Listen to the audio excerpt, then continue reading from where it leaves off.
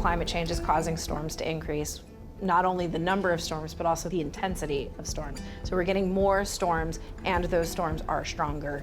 And you have this background of increased sea level and rising seas. It's just gonna be a problem.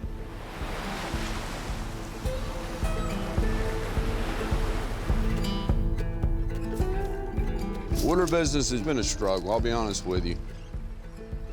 It's unreal what's happened in 40 years. I don't know. I'm no scientist, so I'm just going on years of experience and trying to figure it out.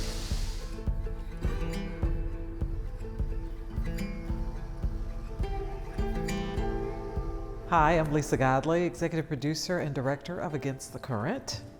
I had maybe been through the Eastern Shore traveling up to Maryland, but never stopped to get to know the people.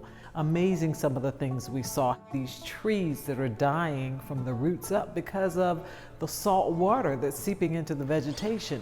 People say their freshwater ponds were turning into saltwater ponds, and they knew that because the marine life that once lived in the freshwater pond was no longer there. Thumbs up or thumbs down? We gonna go outside for recess today? I hope so, but Caden's like, you never know when a storm's gonna roll through around here, right? Eastern Shore, the weather can get wild. But Caden, I think we can hopefully bet on going outside.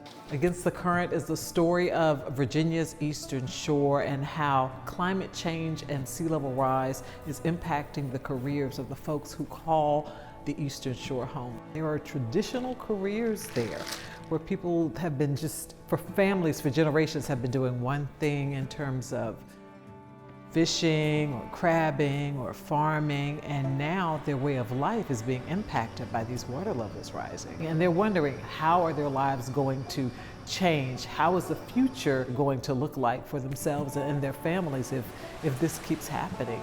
And so when people come in the house to play cards or visit from off the island, I say the next high tide, and the way the wind's blowing, it's going to probably be across the road on the north end of the island that you're going to have to drive through to leave. And if you don't want to drive through for the tide water, don't wait till high tide to leave. And they go, "Are you kidding me?" And I say, "No." It's basically how long before we have to leave the island. To be able to show people what they deal with each and every day has just been amazing to me. We've been working on this for almost 2 years, and we have gotten to know some incredible people. They're trying to come up with creative ways to take care of their community and to save their community, but it is going to be a challenge. The world needs to know everything that's happening here because it's happening in coastal communities all across the country.